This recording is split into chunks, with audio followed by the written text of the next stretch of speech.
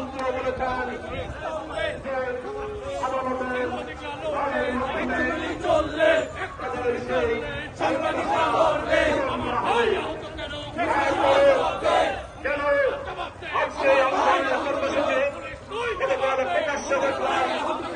আপনার কোটা সংস্কার আন্দোলনে পেশাগত দায়িত্ব পালন কালে আপনার সাংবাদিকদের উপর নির্যাতনের প্রতিবাদে বিভিন্ন টিয়ার গ্যাস আপনার টিয়ার রাবার বুলেট নিক্ষেপের প্রতিবাদে ঢাকা সাংবাদিক ইউনিয়ন এবং বাংলাদেশ ফেডারেল সাংবাদিক ইউনিয়ন মিছিল নিয়ে নামছে। আপনি দেখছেন এখন এতক্ষণ যারা সমাবেশ করেছিল এখন ঢাকা সাংবাদিক ইউনিয়ন